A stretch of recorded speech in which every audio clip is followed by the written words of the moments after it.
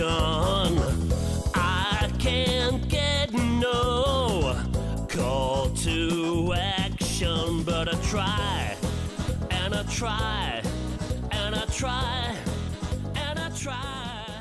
Hello and welcome to Call to Action, the go-to podcast for anyone trying to make sense of the world of marketing, advertising and beyond. In an industry that is a minefield of utter bollocks, we aim to capture our heroes and allies from the front line to have a chinwag with. It's like Pokemon Go, with the single but vital exception that it's not a short-term bandwagon of shite. It's brought to you by Gasp, and I'm Giles Edwards, co-founder and MD. Today I've caught Richard Chataway. A man with a name that is a podcast pun writer's dream. Richard is Vice President of the BVA Nudge Unit UK and founder of the Communication Science Group. One of the most experienced and talented behavioural science practitioners in the world, he's worked in senior strategic roles for the government in Australia and the UK.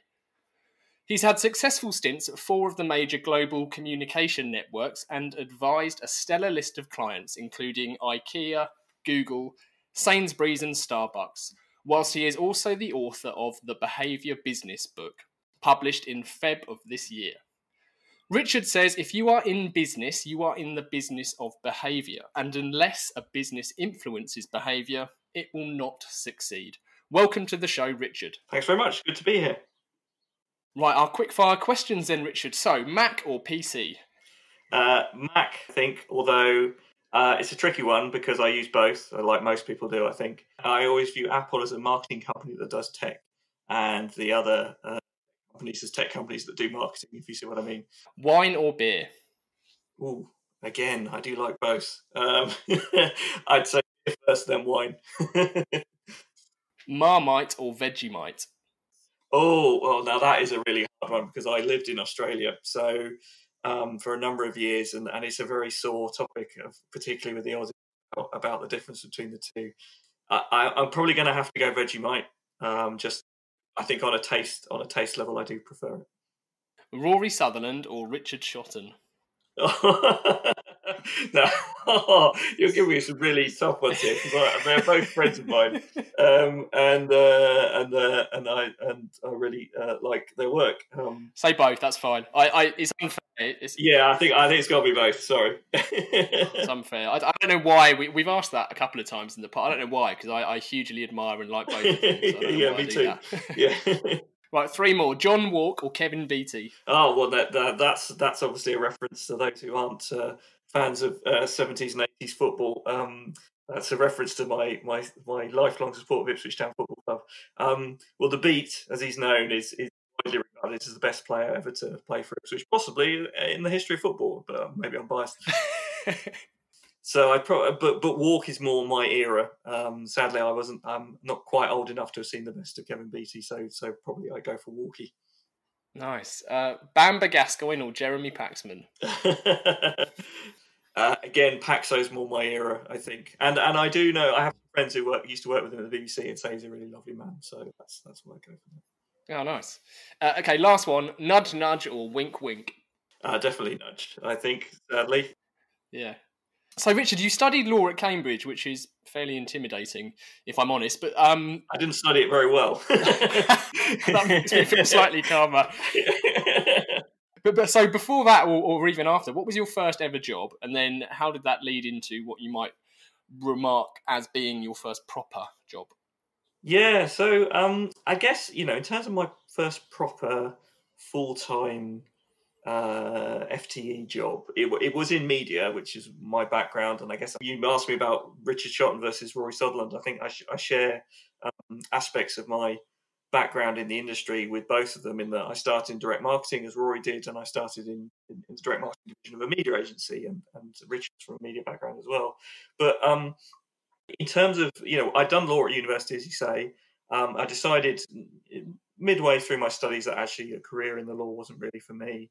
But I was doing quite a lot of media-related stuff at university, so like university radio and things like that, and decided I wanted to get into the media industry. But actually, I discovered this idea or this job of media planning, which I'd never heard of before, which seemed to combine the kind of research and analysis you do in law with media, and wanted to go into that. But it was at the time, this was in the year 2000, it was really hard to get into that industry, and a lot of interviews I went to basically said, you've got a law degree from Cambridge, why do you want to come and work in media? It's a fair question. But yeah, it was, and it took me a while to work out a good answer to that one, to be honest. And so for the first year after I moved to London from university, I was desperate. I was suffering, to be honest. I was temping, and I worked in a whole raft of really bizarre and unusual administrative jobs. Perhaps the most unusual of which was working for the Royal College of Obstetricians and Gynaecologists, and in their examinations department, believe it or not. But I'm pleased to say it was the written examinations rather than anything else. And so in terms of my first proper job, that was one of the first, was doing various kind of filing and temp work for about a year before I actually got my first job in a media agency. Amazing. It's interesting, actually. You referenced obviously Rory and Richard there, but it's interesting that starting point of direct marketing tends to, I don't know whether this is just a bias at play here, but there seems to be quite a few people who have come in via that route.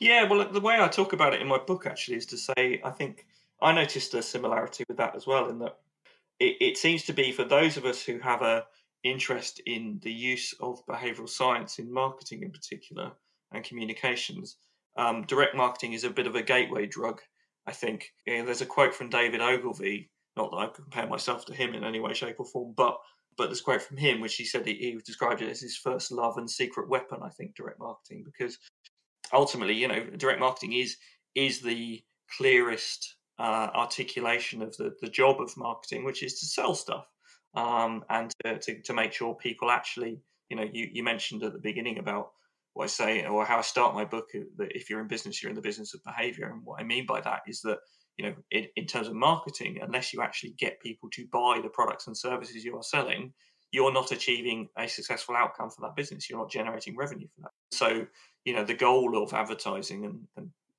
if you read David Ogilvy's books, for example, he's very clear about this. The goal of advertising is to sell. The goal of marketing is to sell products. And in direct marketing, what you're doing, I describe it as being the most behavioural job I probably ever had, in that we would run an ad, and it was up to us as the media agency to decide where to run that ad and to place that ad and to negotiate the rates for it. And there would be a call to action on that ad, which we would then allow us to directly attribute the success of that ad on where we placed it. And I started predominantly working in print advertising, so I was doing the analysis on, we ran an ad of a certain size in the Daily Telegraph on this day. This is how many phone calls we got as a result. And then we would run experiments based on that. So we would say, okay, if it ran earlier in the paper, was the response rate higher? If we made the ad bigger, does the additional cost, is the additional cost of that paid for by the additional response we get from having a bigger ad because it's more noticeable, et cetera, et cetera. And it was a real shock to me when subsequently in my career I moved into doing more brand-based work, where you wouldn't have a call to action on the ad. So I'd ask the question about, how do we actually know that this has worked? And then someone would say, oh, we have brand tracking studies to assess that. And then I'd look at these brand tracking studies and they go, oh, someone saw the ad. Or, more directly, it would say, or more worryingly, it would be someone claims to have seen the ad, but we had no way of knowing whether they saw it or not. And that was how our success was measured, rather than actually did it have an impact on the sales of that particular product or service.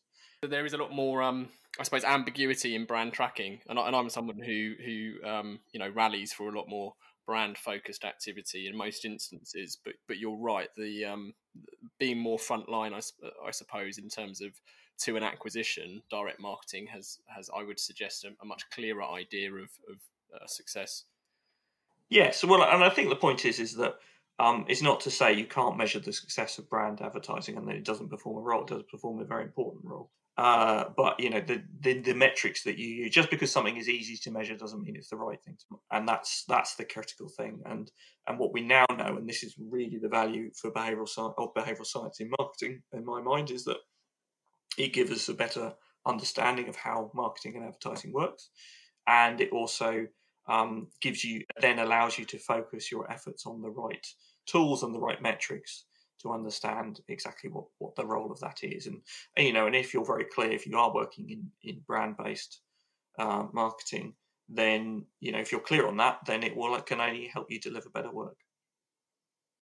Yeah, I love the idea you remarked, or at least referred to direct marketing as the gateway drug. I think that's into behavioural sciences. So you mentioned the book there, and if you are in business, you are in the business of behaviour, as I said in the intro. What made you want to write the book?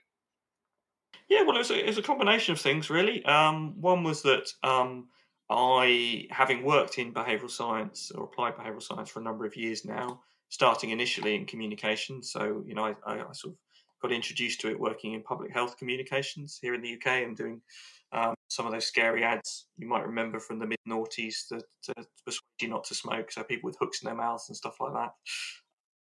It sort of piqued my interest and the understanding of how this can be applied to solve some of those societal problems, if you like. But then when I went on to work in private sector, I realised that actually those models and that understanding that behavioural science gives us around how people behave and what drives people's behaviour are not being used, or being used in a very kind of either superficial or not very rigorous way. And there's one of the things I say in the book is that we've learned more about human behaviour in the last 50 years than we have in the previous 5,000. And that's because it's a relatively new discipline. The discipline of psychology as a whole is barely over 100 years old. So, behavioural science and giving us those new and better models of human behaviour is quite a new thing, and yet it's been adopted and applied, if I'm honest, more successfully and in a more widespread fashion within the public sector than it has in the private sector. And so, one of the reasons for writing the book was to simply say, look, we've achieved these amazing things using behavioural science in the public sector. There's a lot businesses can learn from that, and there's a lot of work that people have done, including myself, I think, that demonstrates that. And then the other aspect of it as well, which is really important, is I sort of seeing a lot of parallels in terms of the successful application of behavioural science. And I use the term behavioural science rather than behavioural economics because, one of my obsessions, I suppose, is that it needs to be treated like a science, and that means you need to experiment with it and you need to test things to find what works.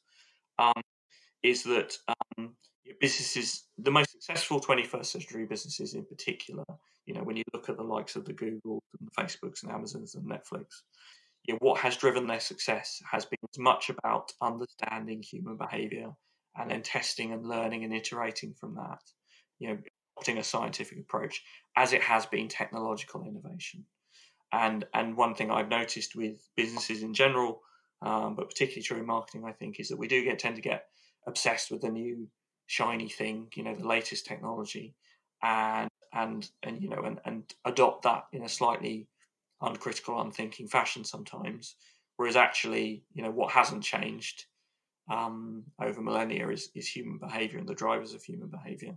And so, unless you have that understanding, you're never going to be able to apply it successfully. So the two things, I guess, in summary, that led me to write the book were, firstly, there's a lot we can learn from behavioural science that helps businesses and helps them achieve better outcomes. And the second is that whole approach of testing and learning and iterating, is something that's fundamental, particularly if you look at, the most successful startups of the last 20 years or so. And again, businesses are often not willing or able to adopt those kind of processes and to test and learn in that way. So those are two things. The other reason why was I was asked. So, genuinely, the book wouldn't have happened without Richard Shotton in particular, because his book, The Choice Factory, which I know Richard was, I think, your first guest on this podcast. did very well, and it's a great book. And when I met up with Richard, he said, "Oh, look, my publisher are interested in publishing more on behavioural science," and he kindly made the introduction. So that's the other reason. But the idea kind of germinating for a little while, I guess. Ah, very cool. Yeah, we went to Richard's book launch actually at Ogilvy. Oh, cool. Yeah, very good, very good. There's a couple of really good points you've made there. I've been scribbling frantically over this side, and I won't hit you with all of them in one go. But I firstly really like your point on it being a science, behavioural science, and not behavioural economics. And that idea of testing things is so key across all of marketing, not solely in this space. And without giving too much away about the book, it does begin with a discussion on undoing economics, where you talk about governments being perhaps more forward-thinking in their approach while businesses lag behind. Do you know why that is? Did you come up with any reasons as to why that's the case? Yeah, no. So I mean, it's difficult. It's difficult to generalise, I suppose. And to be honest, as I think we're finding at the moment, there's plenty of things that governments do that do still seem to defy logic. But there's, I mean, I think there's a couple of factors, and this kind of goes back to the point I was making, specifically in relation to marketing, about the difference between brand marketing and direct marketing, for example. When I worked in government, everything we did was had this focus on changing behaviour, because that was how we could justify, frankly, spending taxpayers' money. We had to write papers and rationales to the nth degree to say this is why we should be investing X many £million in a campaign to help people quit smoking, because. And that all had to be underpinned by saying it is going to have an impact on the number of people who are smoking in the United Kingdom, and otherwise it just wouldn't get approved. There'd be questions asked in Parliament and so on.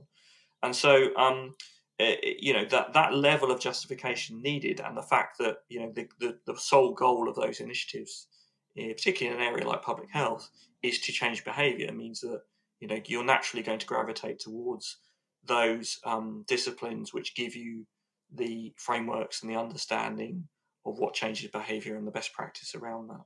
So we were very focused on that, and I think that's true of governments generally, is that behavioural science helps us understand why people behave as they do.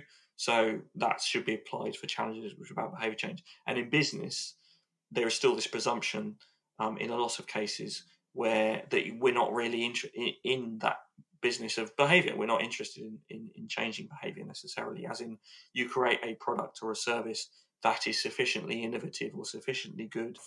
The reality is obviously people are, what behavioural science tells us is that we are cognitive misers. We don't like to think unless we have to. We are somewhat lazy in our habits. One thing we know from marketing, one of the challenges with marketing is that, we are bombarded with 3,000 plus messages every day. We can't possibly hope to notice and process every single one of those and respond to them in a rational fashion. So, it's only when you start to realise that and you start to understand it that it makes sense to sort of think about these problems in a different way. And what behavioural science does is it helps us with that and gives us the frameworks to do it. And I think as well, to that point about testing and learning, something that is for a lot of businesses, particularly larger, well-established organisations, there's an element of risk to that, which businesses are often, anyone who's ever worked in a large business knows that there's a lot of risk aversion. There's a lot of defensive decision making, as you might call it, in terms of people are trying to justify their position. They're trying to justify the decisions they make, and so and that kind of runs contrary to this idea of continuous testing and learning and adaptation. But one of the points I make in the book is that that's even more crazy now in 2020 because we have the tools, we have the data to be able to test and learn and iterate in a relatively risk-free, fast, adaptable way, particularly with digital products and services, obviously, to find what works. So there's the arguments against doing it are, in my view, not really very valid. There's plenty of examples I use in the book, for example, about running a simple A/B test on a website is pretty easy to do and very inexpensive. So, if you're not doing that to try and find out what's actually going to be most effective in terms of driving sales or engagement, then I would argue it's harder to justify it. It should be hard to justify not doing that than justify doing it. Yeah, I wonder why that is actually. Because in fact, to use that same example, running an A/B test on a website, I wonder if that then, in some instances, perhaps opens up another bundle of kind of questions and things which then need to be understood, because the data you might get from a site, if we assume the site isn't just an e-commerce site, for example, it might give you all sorts of data which then becomes a bit of a headache to try and diagnose and understand. Yeah. I mean, it will raise more questions than it answers, absolutely. But I mean, Rory Sutherland, who I know you've had on this podcast before, he's a great quote, which is test counterintuitive things because your competitors won't. And the value of testing, and one of the things that behavioural science tells us is that the solutions to a lot of problems are often counterintuitive. The value of that is that you're finding something that gives you a competitive advantage, and that's in a business, that's all we should care about is how we deliver that competitive advantage. So for me, as I say, it doesn't make sense not to do that. As I say, it was a necessity in government for us to test things because we had to provide the evidence base to be able to then, so a minister could stand up in Parliament and say, we're committing £2 million to this initiative because we've tested it and we know it works. It's in business, unfortunately, there are a whole raft of decisions that are made where, as long as the person is senior enough, they don't have to justify in those terms. True. And so, but my counter argument would be, well, it's a lot easier to walk into a boardroom and say, we know we should be doing this because we've tested it and it works, is to go in and say, well, I think this. Yeah, you're making it harder for them to say no than as much as you're making it a powerful yes. Yes, and I guess one of the other challenges is sometimes the answers you get may not be what you want to hear.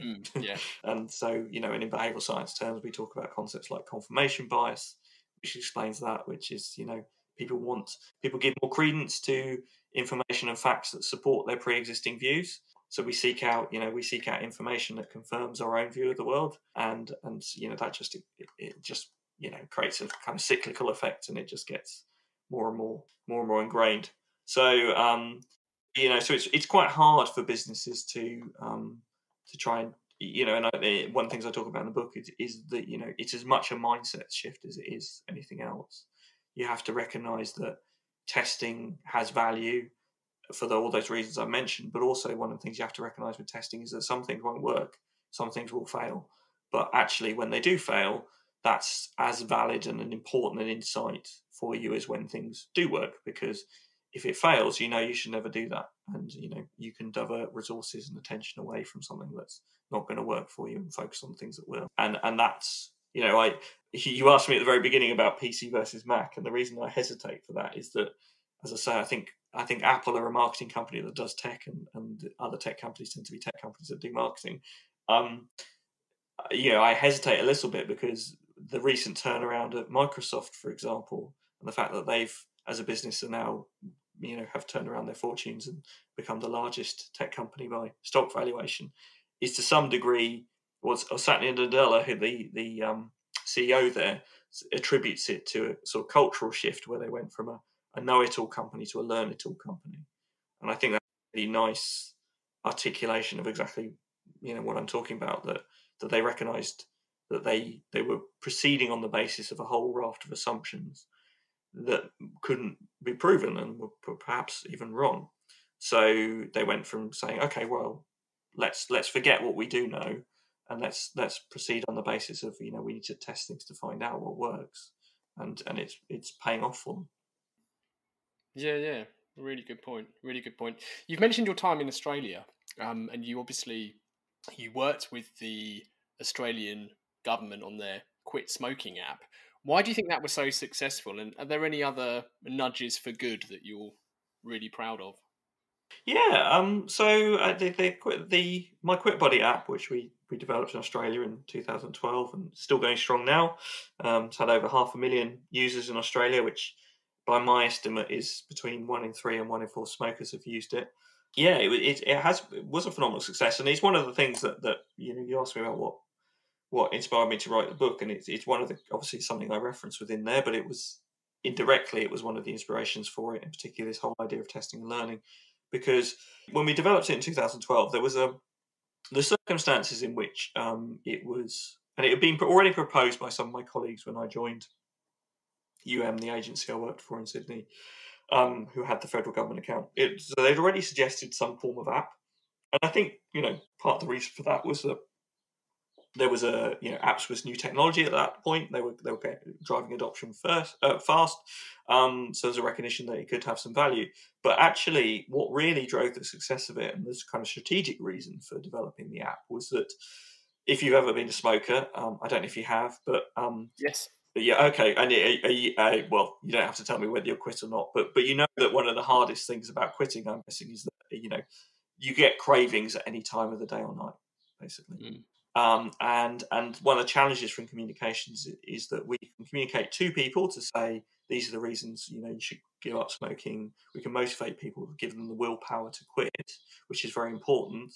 But actually, obviously, if those cravings hit at in the middle of the night, for example, there's not necessarily going to be any prompts around them to trigger that quit attempt, or to help them, if they've already quit, to help them continue to be quit and to continue to not smoke. And the challenge is obviously quitting is very hard.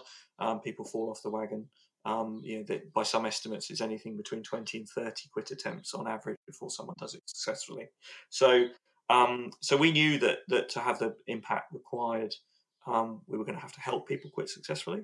But so we were looking at what is the one thing that people have within arm's reach 24 hours a day for help if they need it, and that's their mobile phone.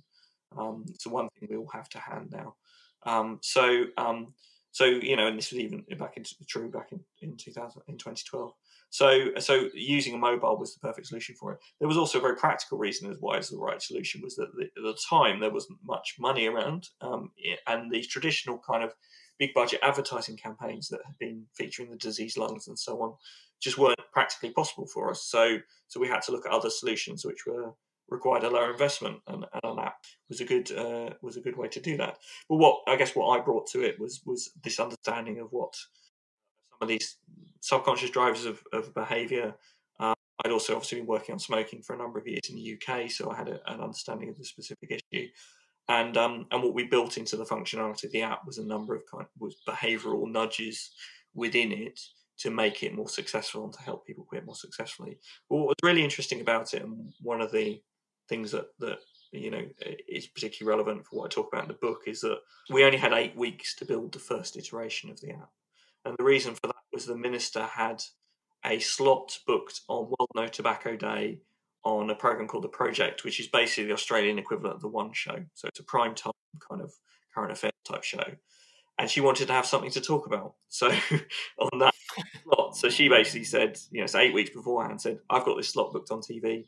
Let's build the app, and then I can launch it on that point. And what that meant was we basically had to adopt what's known in the tech world as an MVP approach. So building the minimum viable product, we had to go, what can we do in 8 weeks? What can we, what functionality can we have in the app and still have it launched on that day? And then what we did from there was, once we got that launched and it got some very positive initial feedback, it also, having the minister on primetime TV had really helped.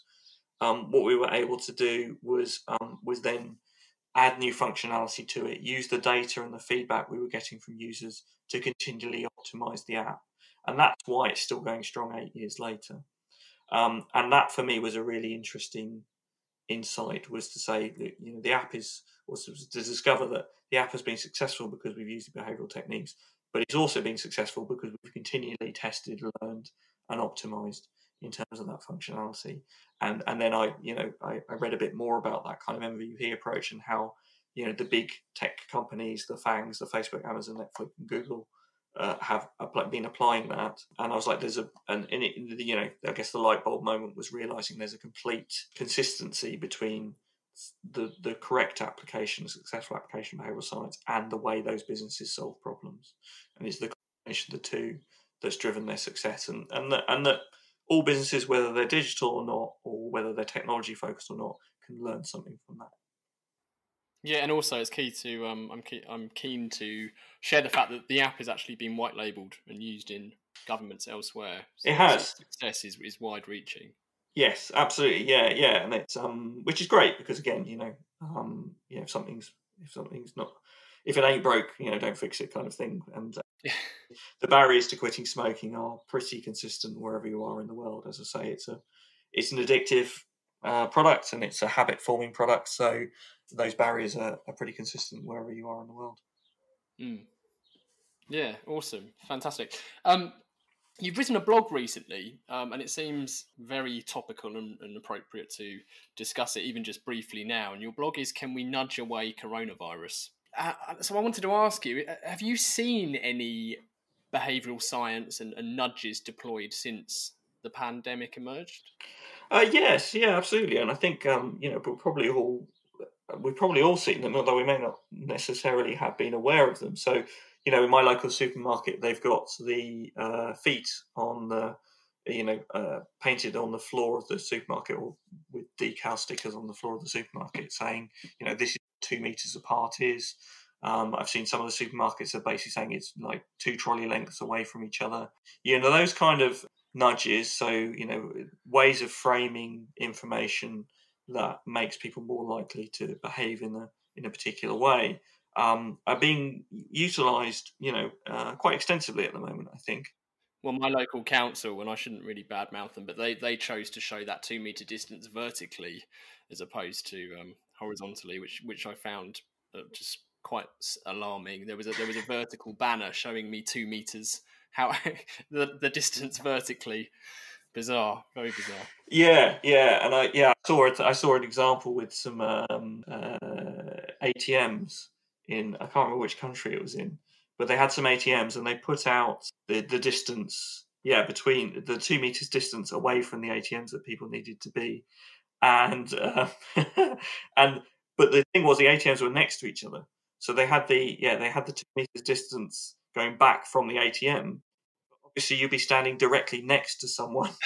ATM. Do you see what I mean? They hadn't staggered them so that it was completely pointless. So yeah, I mean, and I guess there's a serious point there, which is around, and I guess I would say this, but there are superficial ways in which we can use behavioural science or nudging to address problems, but unless it's done correctly and it's done with an understanding of the science behind it, often that will be ineffective. And that's, as I say, I would say, you should work with experts like ourselves to do that, and for that reason. But also, it's not as, one of my frustrations and one of the reasons I wrote that blog was some of the ways in which it's been presented that behavioural science has been applied to change behaviours around coronavirus. It's either been applied ineffectively, or the way the media has reported on it is not really an accurate representation of what we're talking about. The key thing, in particular, there's been a lot of coverage, particularly here in the UK, about the role that behavioural scientists have been playing in the government's response. And I should say, we at BVA Nudge Unit are not involved in the UK government's response. We have been working with the French government, our team there, and we're also doing some work with the Italian government as well. But in the UK, we've not been involved in that. That's been, as I understand it, led by the Behavioural Insights team, who are also often colloquially called the Nudge Unit. So that's where the confusion comes from, I think. But but we are working with a lot of clients, public and private sector clients, on what they're doing around it. And the what I say in the blog is that the problem of coronavirus is not going to be solved by behavioural science alone. The main it's going to be resolved is through medical science. It's going to be through virologists and epidemiologists, and in particular, a vaccine is going to be the thing that long term solves the problem. What behavioural science can do, and where it should be applied, and where it can help with the problem, is with the behaviours that we all need to be adopting to limit the spread of it, and to make sure that we're not that we're flattening the curve, as it's being termed. And that's where behavioural science really has value, and in terms of helping with some of those challenges. Some of the things that have been suggested around issues like behavioural fatigue and the lockdown measures and how long they should be in place for, those are more controversial, and there's by no means a kind of consensus of opinion in the behavioural science community about what the right approach is. And so one of the reasons I wrote that blog, to be honest, was a little bit self-serving in terms of saying, you know, if people think whatever the long-term outcome of what we're going through at the moment, if behavioural science gets the blame for the spread of coronavirus in the United Kingdom, that's not fair. From is my viewpoint on it, because we're not there's not it's a group of. I'm nothing against the behavioural insights team on the Nudge Unit. I know several people who work there who do amazing work, but it's not necessarily a consensus that what they're doing is best practice in behavioural science terms, or going to be the best solution for us as a society. But what I do know about ways in which we can encourage behaviour, particularly in public health, and with things like making sure people are staying 2 meters apart, potentially nudging them to stop touching their face, or wearing a mask, or whatever the behaviours are that we need to adopt, and that's where we can help. We can't. Long story short, we can't come up with a vaccine. No, it's a key distinction to make. Yeah, and it's like anything else. You have to recognise what you do know and what you don't know, and what's and where the limits of the application of these the application of the science are, and that's really what I was getting at with that. But having said that, there's lots of work we're doing, as I say, at the moment. I've been doing some work for an organisation which is trying to encourage its customers to interact with them in a different way, because they can't go to physical branches anymore, for example. So helping with framing of those messages to make sure that actually people understand and respond to that message in the right way, and start using their online services rather than trying to go and visit a physical branch. Those are the kind of things that we're doing to help businesses in these unusual times. Yes, very unusual. Do you have a favourite behavioural challenge that you faced? Because it's very varied. You've worked on, obviously, getting people to stop smoking, joining the armed forces, drinking spirits rather than wine, bizarrely, paying for university tuition, submitting taxes. There's so many. Do you have a favourite? Oh, it's really difficult to say, because I guess there's one. I should say with my book, it's not just what I think. I interviewed people like Richard Chataway and Rory Sutherland for the book, so it's got lots of quotes from experts in various fields.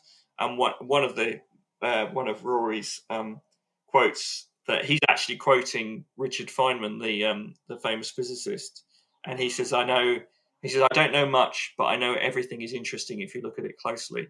And which is a really great quote, I think, because it does show when you get under the skin of behaviour, and this is what really fascinates me, and why I love doing this work, is that everything's really interesting in that sense. So when you look at any behaviour, even something that appears quite mundane, that when you unpick the drivers and barriers to that particular behaviour, you get some really interesting insights, and then some interesting solutions as a result of that. Dealing with something like getting people to pay their taxes on time. Actually, when you look at the drivers of that and why people aren't, whilst taxation, let's be honest, is not a fascinating topic in itself. When you look at the reasons why people will behave in a certain way or won't, and it's really interesting. And there's an example that I quote in my book, which is around an experiment the BIT did about how you get people to pay their taxes on time. And what they found was that if you sent letters to people saying that people in their local area, in a very, very specific local area, so down to kind of postcode level, said were submitting on time, that really motivated people to submit their taxes on time. So the kind of social norms effects of saying people around you submit this on time makes people go, oh, okay, I don't want to be a bad neighbour, I better do the same, or I don't want to be unrepresentative of these people I live with. But actually, then when they digged a bit deeper, they found that was true of the majority of people, but for really high value taxpayers, it wasn't motivating at all, in fact. And to motivate the high value taxpayers, what you actually had to do was to tell them where their money went and what what they're spending their money on, and that was more motivating to them. So when you dig deep into these issues, that that's when you get to the really interesting stuff. I mean, they're really. But then there are some issues you work on which are fun and interesting because they're particularly relevant to your own life, I suppose. So we did a project last year for a railway company, and it happens to be the railway company that I use to commute, or I used to use to commute via.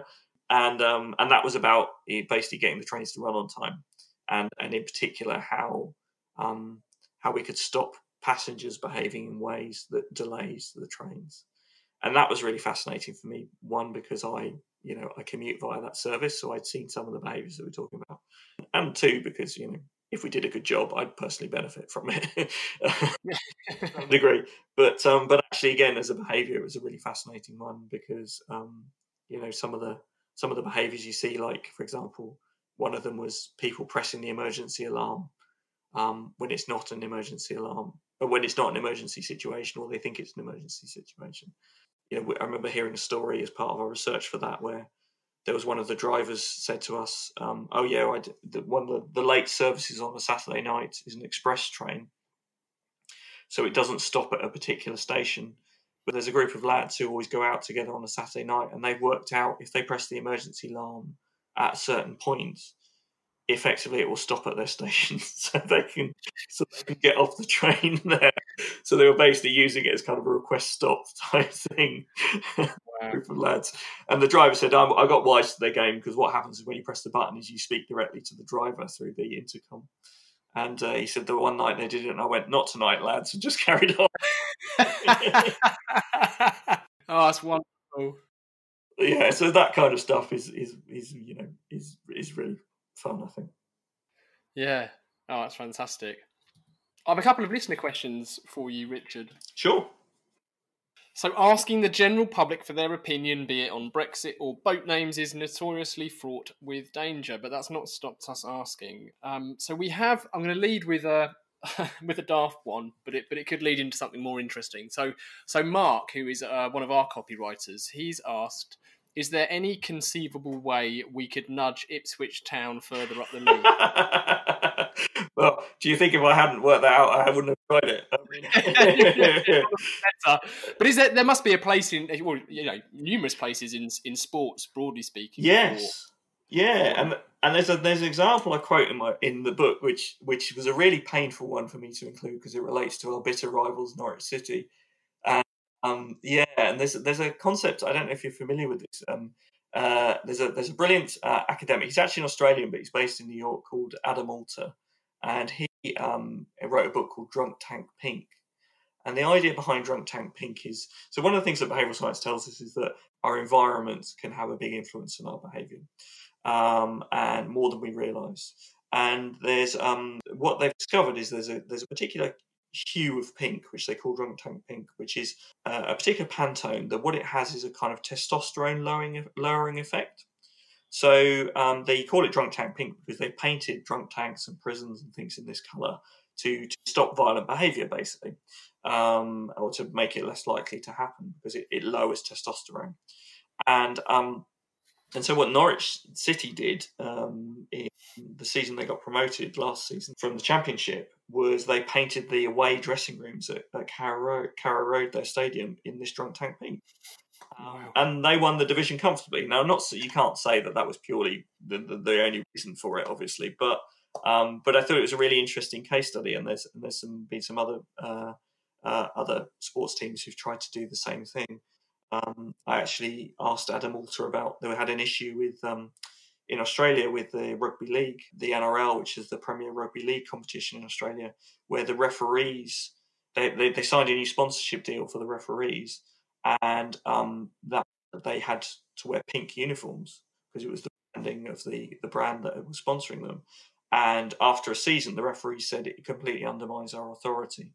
We're finding the players and just not listening to us and not obeying our instructions. And I asked Adam Alter about this via Twitter. I said, do you think this is an example of what you've written about? And he said there might be something in it. So it's so those kind of things are interesting. And yeah, exactly right. There are one of the things I do touch on in the book which businesses can learn from, I think, is that there's a lot of ways in which sports psychology has transformed the fortunes of a lot of teams now and a lot of sports.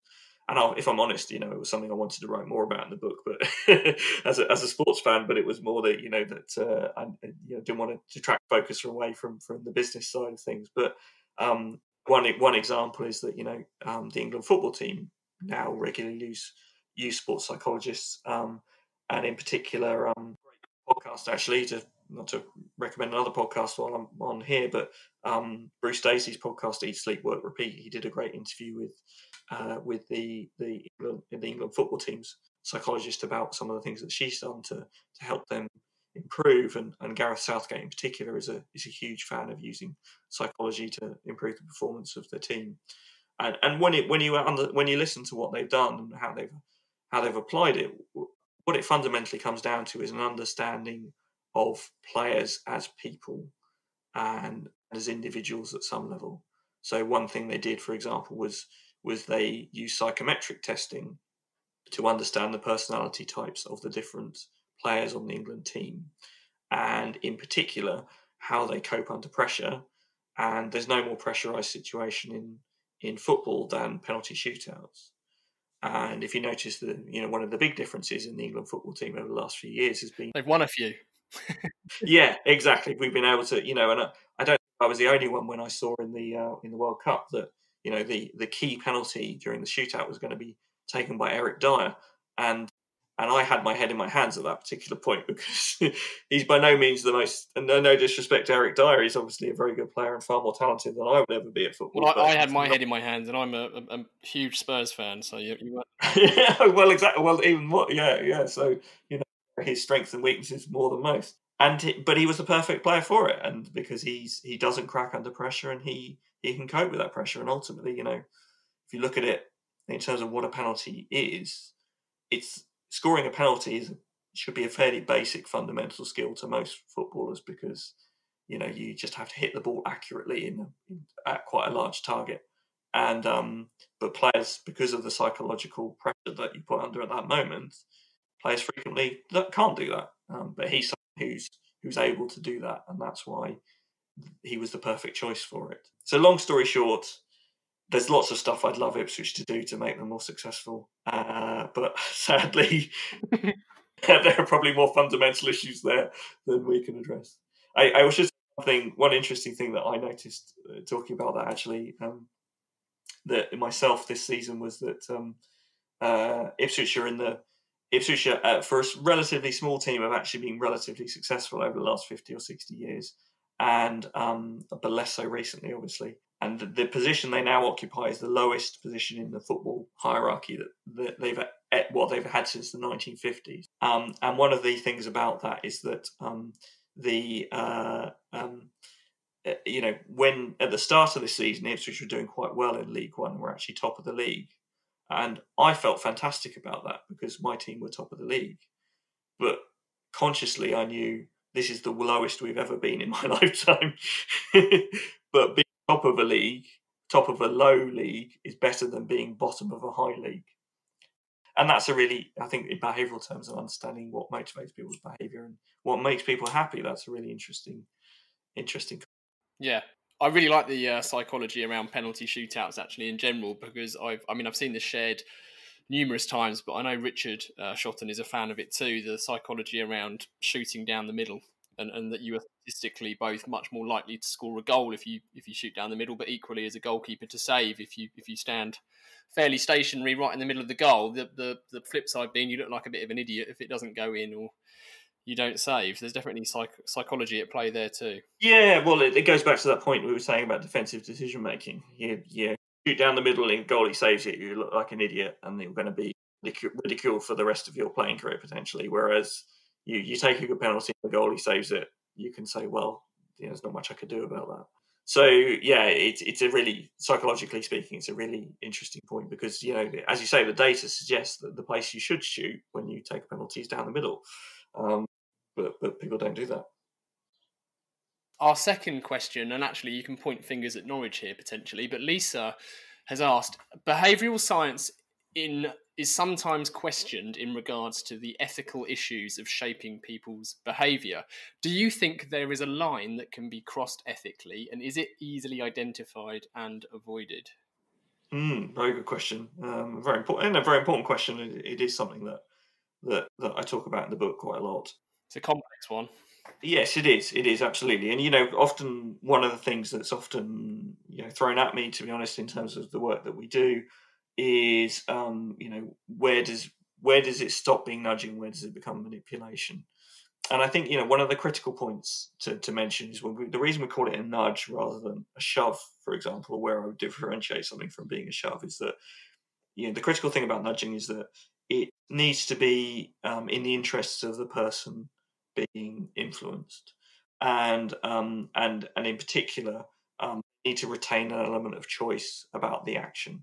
If when we talk about smoking, for example, we talked about earlier, we created an app to help people who wanted to quit smoking. And so, we were fulfilling a need that those people had and a desire that they had, which was an outcome they wanted to achieve, which was to quit smoking. So, from an ethical viewpoint, I don't think you could really argue that it was the wrong thing to do. I've had people throw at me in the past that that anti-smoking communications in general is removing choice from people, and it's it's the nanny state, etc., etc. But my counter argument to that is to say, well, between 80 and 90% of people at any point say they want to quit cigarettes. So what we're doing is facilitating something that people want to achieve, and the reason they can't achieve it is, as I said earlier, it's chemically addictive, it's incredibly habit forming, and it's incredibly harmful. So I don't think that argument holds water for that reason. And by the same token, the work that we do, the ethical standards that we apply, at BVA Nudge Unit, we talk about win-win-win situations, which is basically where if we are successful in achieving the outcome that we're trying to achieve, if the behaviour change we want to achieve is achieved, if we're successful, then it needs to be a win for the organisation who's doing the nudging, because obviously why else would you do it? It needs to be a win for the individual, so they're achieving an outcome that's better for them in some way, shape or form. And it also needs to be a win for society at large as well. So, when we're talking about, we're doing increasing amounts of work around things like sustainability, for example, most of us want to behave in ways that are going to be to the long-term benefit of the planet and to address issues like climate change. It's obviously in the interest of organisations to achieve those outcomes as well. And then also, obviously, there's a very obvious societal benefit by doing that. So those are the that's the criteria that we apply. In my book, also I reference Nir Eyal, who has a good sort of test, which is to say, look, if I were being influenced in this way as an individual myself, I'd be comfortable with it. And then also, if it achieves the outcome that we want, with the person being nudged, say that it's been better for them as well, which is quite a simple way of looking at it. So I think the ethics of it is really important, and something we address, or something that I try to address in the book, and particularly in the context of some of the recent scandals around the work that Cambridge Analytica were doing and so on, and the use of data and the use of the fact that the user experience of something like Facebook, for example, is using a lot of behavioural techniques to encourage people to use Facebook as much as they possibly can. Now, that's because Facebook's business model is based around having users who spend a lot of time on the platform. Is there a problem with that? Well, I'd say in some contexts there are, particularly if they're using people's data without consent, or they're as was shown in the Cambridge Analytica scandal. Also, Facebook as a product, there is quite a lot of evidence that social media can be quite harmful and damaging, particularly in terms of mental health. So there are important questions to be asked about something like that. Most of the work that we do, fortunately, the benefits are fairly obvious, and we're not. One thing I would say about nudging, as opposed to other things that we can, other ways in which we can influence behaviour, is that critical to nudging is that the choice stays with the individual. They still have the option to behave in different way than the one that we want them to behave in. And because if you're removing that, that's not a nudge, because then if you don't have that choice element, it's not nudging by definition. So, and that's why for me, it's about the ends rather than the means. Yeah, well answered. There's a lot of murkiness around Facebook and just their use of data, Cambridge Analytica, and what their intentions are. But I think that clarifies it. I think actually though, you could still point a finger at Norwich, because I'm not sure if the changing room is in the interests of the teams changing within it, and if that element of choice remains unless they get changed in the team back. That's very true. It's very true. Is it the spirit of the game would be the question that I would ask about that. Yeah. But as we know, it didn't really help them this season anyway. No. This is true. This is true. Bless them. But I think there's an important point there, is to say as well, and this is relevant to the coronavirus conversation. What we're talking about in most cases are incremental gains or marginal gains. So, Norwich painting their away dressing room pink is not the thing that won them the championship last year. It was one of many things, the most important of which was they had the best players in the division, probably, it was one of many things that helped them achieve that success. And when we're talking about use of behavioural science and nudging, we're talking about incremental gains and marginal gains. That's one thing that's been really important to me, and something that I've discovered through my work, is that, businesses, effective businesses are always in trying to find those marginal gains, and behavioural science is a great tool to help them with that.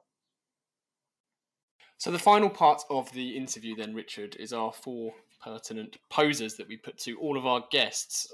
Question 1 is, what advice would you give to your younger self? Well, that's a really good question, because there is a without going too much into the heuristics and biases of behavioural science, there is a thing called hindsight bias, which is that we tend to things that obviously do always look better in hindsight. And I guess on one level I would say, well, maybe I shouldn't have spent so much time thinking that law was a good thing for me, as we talked about at the beginning. But on the other hand, there's a lot of important skills and that I learned from studying that, I think, which have been really helpful for my career. So it's a really difficult one. I think most people say this. I probably would have said to my younger self, try and have more fun, which I think is not that I didn't have fun when I was younger, but there were certainly times when I didn't when I could have done. So I think that's probably my advice. Nice, that's great advice. Good advice. If you could banish one thing from the industry, what would it be and why, is our second one? Oh, that's a really good question. I would say one of my big bugbears, and I think this is, borne out by what we were talking about earlier in terms of testing and learning and the importance of that, is one of my biggest frustrations when I worked in the agency world in particular, was that we were continuously reinventing the wheel. In terms of every time we were planning a new campaign, we would assume that, we were assuming we were the first brand to ever try and advertise shampoo on TV. And the reality is, when I talk about behavioural science and being scientific in the approach, testing and learning is one part of that, one critical part of that. But the other is that, there's a lot of good science out there. And, when in the section on marketing in my book, I talk about, the evidence base we've now got from the discipline of marketing science and the work that Byron Sharp and others have done around what drives purchase and the role of marketing in that. So there's a great wealth of knowledge and experience and evidence out there that we should be learning from and we should be applying. Whereas, I think there's a real bias in the industry to reinvent the wheel, to assume that that there's no existing knowledge that we can apply to a situation, and that we have to be endlessly innovative. There's a few experts that I interviewed for the book who talk about the drive. Kate Waters, who's the director of client strategy at ITV, she talks about how the awards focus within the marketing industry and the importance we place on awards is quite damaging, because it's constantly driving that need to be innovative and to create groundbreaking work, but groundbreaking work in terms of being flashy and innovative rather than being effective, in terms of actually getting people to buy a product. And in a lot of cases, there's a whole raft of associations that already exist with a particular brand that you simply just need to leverage in a slightly different way rather than completely wipe away all the work that's previously been done on that brand and start from scratch. And using existing brand assets to deliver that. So I think that's the thing I would eradicate, is this constant search for novelty, as opposed to effectiveness. Yeah, it would be great if we could rid the industry of that. Mm. Aside from the behaviour business, which we are going to link to, and I couldn't praise it highly enough, are there any other books that you would recommend to our listeners? Well, thank you for that. I mean, I think we've mentioned Richard Shotton's book, The Choice Factory. Rory, obviously, we've mentioned as well. His book Alchemy is brilliant as well. I hesitate to direct people to some of the kind of key texts around behavioural science, because some of them are quite academic, if I'm honest, and get Thinking Fast and Slow is possibly the most important behavioural science book that's ever been written, but it's also the least readable. Apparently the Kindle data says that only 7% of people actually get to the end of it. So so it's not an easy read. But there are other books which are, I think, really engaging and interesting and help and give people some really useful, practical tips on how to use, or the value of, behavioural science in addressing business problems. Dan Ariely's work in particular is really good at this. So Predictably Irrational is probably the one of his that's most helpful. Also, The Art of Choosing by Sheena Iyengar is a great book about how people make decisions and how difficult we find it to choose. And then books relevant to marketing in particular. There's some great books on behavioural science in that context, like Decoded and Choice Factor I've mentioned already. I think you've had Phil Belden on the podcast. Yeah, Phil was on recently, actually. Yeah, Yes, great. yes. I'd recommend those. Also, Ian Pritchard, who I think you've had on as well before, and Ian's mine from Australia. His books are they're probably less what's the word? They're definitely less academic. Not that he is an incredibly well read and bright man, but more that he tends to pepper them with lots of references to punk and popular culture and things, which is a lot of it makes it a lot more fun. So I'd recommend Ian's books as well. Yeah, Ian's an incredibly smart chap, lovely bloke too. He is, yes. The final question then, or I suppose it's less of a question, is we always like to dedicate each episode to someone, and we bestow that honour to our guest, who has to give the reasons why. So would you kindly do the honours? Oh, well, that's a really tricky one. So I guess, as I said at the beginning, that I had difficulty choosing between Richard and Rory, because they, in many ways they're responsible for me being here. Richard in terms of, the book, and then Rory for he wrote the foreword for my book, but also, he's been a hugely inspirational figure for me in my career. But the third person, actually, I mean, I'm going to be a bit cheeky here and then ask if I can dedicate it to three people. So we've had two before, never three. Oh, okay. Let's do it. So let's do it. Those two, and then the other would be Kate Waters, who I mentioned earlier, because what she did, I worked with Kate when I was at the Department of Health about nearly 15 years ago, and she was the external strategist we brought in to inform what we were doing on the tobacco campaign, on the anti-smoking campaign. And she, because she had a background in psychology, brought a whole load of concepts from social psychology for that. And that was made our work, and my work in particular, much more effective. But B, really piqued my interest in the world of behavioural science and understanding, wanting to learn more about it and to kind of shape the direction of my career in that sense. So those would be the three people. So Richard, Rory and Kate would be my three choices. Great, okay. Well, this episode is very proudly dedicated to Richard, Rory and Kate. Perfect. So, Richard, as our final call to action, everyone listening can head over to the podcast calltoaction.co. We'll share links to everything discussed, primarily the Behaviour Business book, all of your other book plugs. How else can people get more Richard Chataway? Oh, yeah, well, thank you. So obviously, aside from the book, there is a podcast associated with the book as well, which is basically the recordings, the interviews I conducted for the book, or excerpts from those. So if you're interested in hearing more from the people I interviewed for the book, then please look up the Behaviour Business podcast as well. BVA Nudge Unit, we're particularly at the moment, whilst we're all still in lockdown, we're doing quite a lot of webinars around relevant issues related to coronavirus, but just behavioural science more generally. So do go to bvanudgeunit.com to find out more about what we're doing. And our UK website will tell you about stuff we're doing specifically in the UK. And I'm on Twitter at Rich_Chataway as well. Perfect. Well, all of that will be listed on this episode. So thank you so much for joining us, Richard. It's been an absolute pleasure and a privilege to talk to you. Thank you very much. Thanks for having me. And finally, thank you to everyone listening. If you've enjoyed this episode, please do share it and review the podcast. We really value your support. Keep guest questions and guest requests coming in. To get in touch with us, it's easy to find Gasp online. You can check out CTA Pod on Instagram or just email hello@calltoaction.co.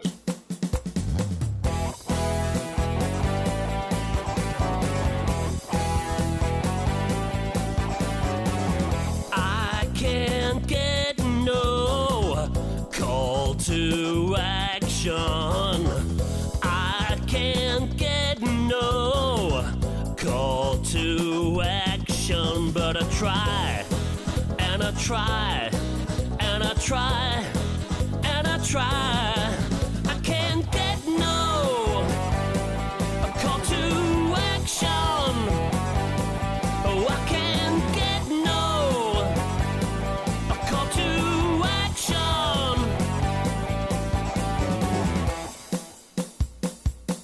Yeah.